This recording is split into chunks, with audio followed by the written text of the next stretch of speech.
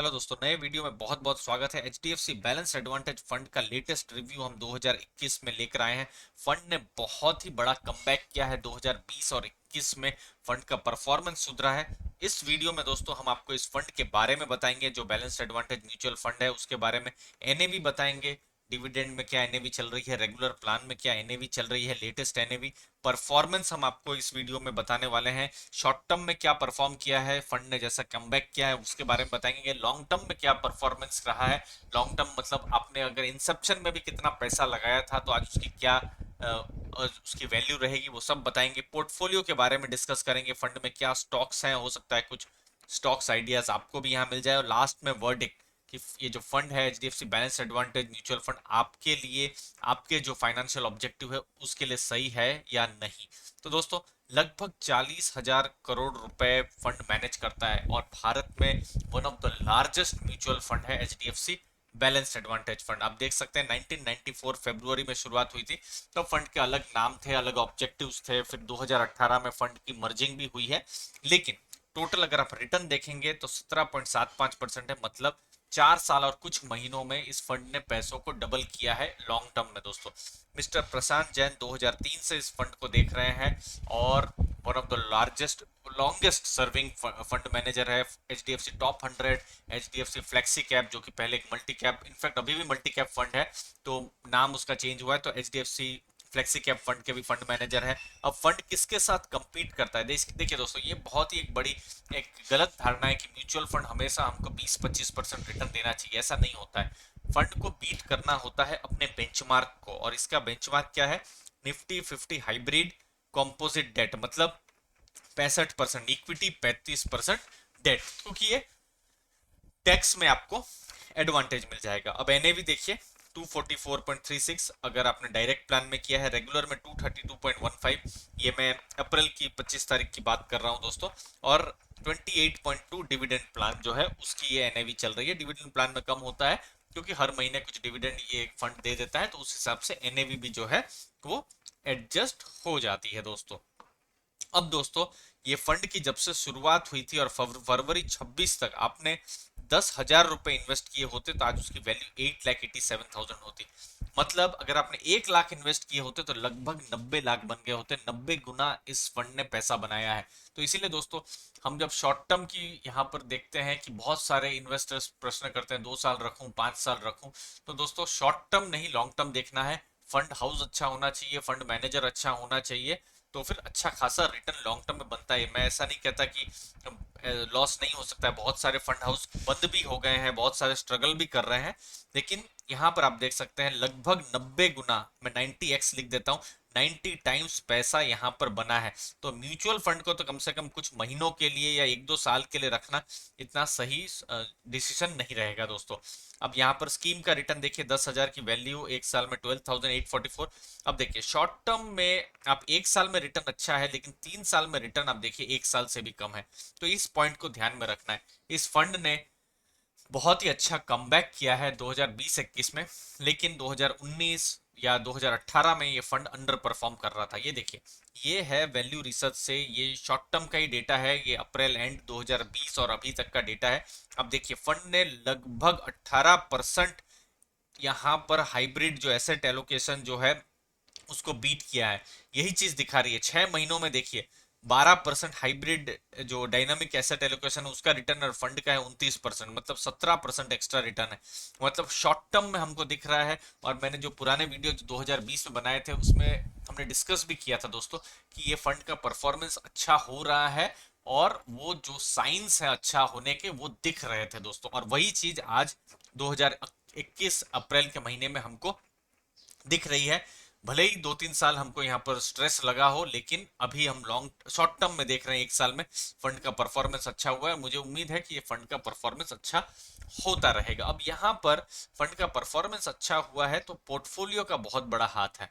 अब देखिए, फंड चूंकि डेट इक्विटी दोनों में इन्वेस्ट करता है, तो आज 100 रुपए में से लगभग 75 रुपए इक्विटी में है, मतलब स्टॉक्स उन्होंने खरीदे हैं। क्या क्या स्टॉक्स हैं टॉप 10 हम आपको बता देंगे।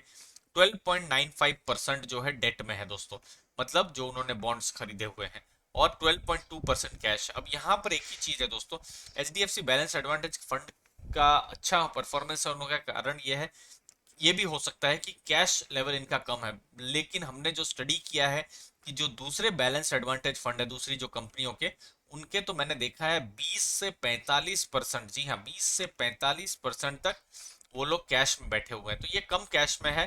तो ये एक, अभी हम कहें तो एक एडवांटेज भी है, तो इसको आपको ध्यान में रखना है दोस्तों। अगली चीज है इक्विटी में टर्नओवर 18%, मतलब बहुत कम जो है फंड मैनेजर स्टॉक को बेचते हैं। टोटल 75 स्टॉक्स हैं। हम जो टॉप होल्डिंग है अभी आपको बताएंगे। टॉप होल्डिंग है 45%। पी रेशियो है 11.36, एक परसेंटेज में हटा देता हूं।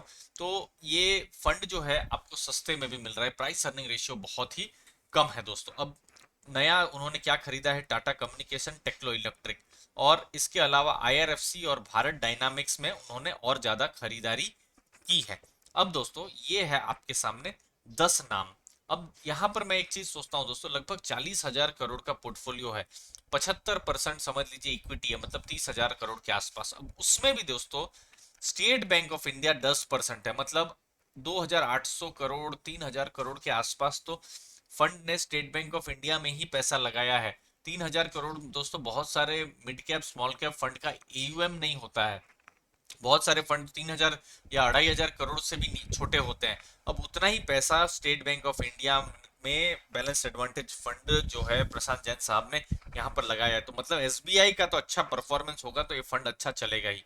उसके अलावा फंड जो है ICICI bank, NTPC government government utility company है, आईटीसी 5 साल में रिटर्न आप देखेंगे वहीं का वहीं है। एनटीपीसी भी आप देखिए 10 साल में रिटर्न उधर का उधर ही है, भले ही इन दोनों कंपनियों ने सेल्स ग्रोथ प्रॉफिट ग्रोथ किया हो। इन्फोसिस आईटी में अभी अच्छा परफॉर्म कर रही है। लार्सन एंड टूब्रो कंस्ट्रक्शन में। कोल इंडिया दोस्तों इसका डिविडेंड तो मिलता रहता है लेकिन इसका स्टॉक का भाव बहुत ऊपर नहीं जाता है।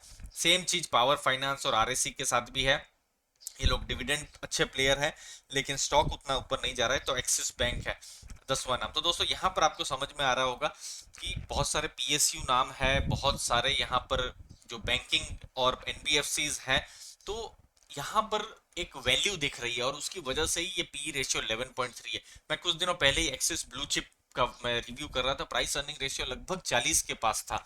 ग्रोथ स्टॉक थे लेकिन यहाँ पर वैल्यू स्टॉक है, और वैल्यू स्टॉक ने पिछले 6 महीनों में बहुत ही अच्छा कमबैक किया है। हमने देखा है पीएसयू का परफॉर्मेंस अच्छा हुआ है, या जो एसबीआई बैंक या आईसीआईसीआई बैंक इनका परफॉर्मेंस हमने देखा है पिछले कुछ सालों में अच्छा हुआ है। वही चीज हमको यहाँ पर परफॉर्मेंस में भी नजर आ रही है, और ऐसी उम्मीद है कि ये सब स्टॉक्स अच्छा करेंगे ही, क्योंकि बहुत ही सस्ते में भी ये स्टॉक मिल रहे हैं और डिविडेंड पेइंग भी कंपनियां ये सब की सब है। अब लास्ट में क्या ये फंड आपके लिए सही है, तो देखिए कुछ डेटा से, हमने यहाँ पर डेटा पर ही बात की है, तो डेटा कहता है कि रिसेंट में अच्छा परफॉर्मेंस है, और मुझे ऐसा पर्सनली लगता है कि इसका परफॉर्मेंस अच्छा रहने वाला है, क्योंकि बहुत सारे वैल्यू स्टॉक्स हैं, वैल्यू स्टॉक्स सस्ते में मिल रहे हैं, तो अभी उसमें और अच्छा रनअप देखने को मिल सकता है। यहाँ मैं गलत भी हो सकता हूँ, बट मैं परफॉर्मेंस पर मैं अभी लॉन्ग टर्म के लिए पॉजिटिव हूँ। फंड मैनेजर साहब बहुत ही एक्सपीरियंस है, जैसे कि प्रशांत जैन साहब 2003 से इस फंड को देख रहे हैं। फंड हाउस जो है एचडीएफसी म्यूचुअल फंड, ये भी बहुत रिस्पेक्टेड नाम है दोस्तों। वैल्यू स्टॉक्स है जो हमने डिस्कस किया ही हुआ है कि ग्रोथ स्टॉक कम है, वैल्यू स्टॉक है, और अभी वैल्यू अगर अच्छा चलेंगे, ये सब जो नाम आपने देखे Larsen and Toubro, power finance, Coal India, तो फिर ये फंड अच्छा परफॉर्म करेगा ही। लेकिन लास्ट में आपको अपना एसेट एलोकेशन करना है दोस्तों। इस फंड में डिविडेंड प्लान पर एक बहुत बड़ा एक मिथ है कि हर महीने 1% या कुछ परसेंटेज हमको मिलता ही रहेगा दोस्तों। फंड के पास पैसा है, फंड अच्छा यहाँ पर पैसा निकाल पा रहा है, तो फिर यहाँ पर डिविडेंड में आपको पैसा मिलता रहेगा, लेकिन उसकी कोई गारंटी नहीं है दोस्तों, उसको आपको ध्यान में रखना है।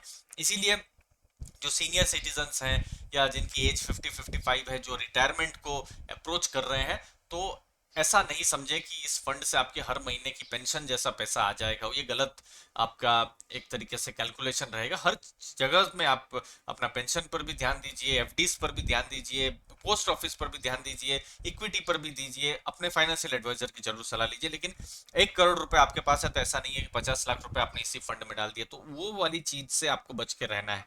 बाकी इस फंड ने लॉन्ग टर्म में अच्छा रिटर्न दिया ही है। फंड मैनेजर पर हम पॉजिटिव है, फंड हाउस पर हम पॉजिटिव है, तो उस चीज पर चिंता नहीं होगी। देखिए, हो सकता है जो इक्विटीज है जब बहुत अच्छा रनअप कर रही हो तो ये फंड शायद उतना अच्छा परफॉर्म ना कर पाए, क्योंकि यहाँ पर डेट कंपोनेंट भी है।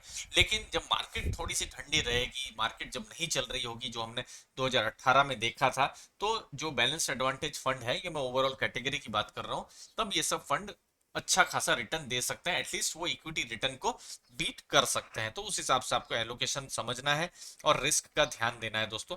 ये मीडियम रिस्क इन्वेस्टर्स के लिए है। बहुत हाई रिस्क इन्वेस्टर्स जो है उनके लिए फंड नहीं है। अगर आप कंजर्वेटिव हैं, पैसों को आप बहुत ज्यादा रिस्क में नहीं डालना चाहते, तो फिर बैलेंस एडवांटेज कैटेगरी सही है, या एचडीएफसी बैलेंस एडवांटेज फंड भी सही है। कैश लेवल यहाँ थोड़ा सा कम है दूसरे कंपैरिजन में, तो उसको आप जरूर ध्यान में रखिएगा। उम्मीद है आपको वैल्यू मिली होगी, नया सीखने को मिला होगा दोस्तों। चैनल को जरूर लाइक शेयर सब्सक्राइब कीजिए, और अभी भी आपने स्टॉक मार्केट में इन्वेस्टमेंट चालू नहीं की है तो नीचे लिंक्स दी हुई, आप फ्री में अपना डीमेट अकाउंट भी ओपन कर सकते हैं दोस्तों। धन्यवाद दोस्तों आपके टाइम के लिए। Thank you very much.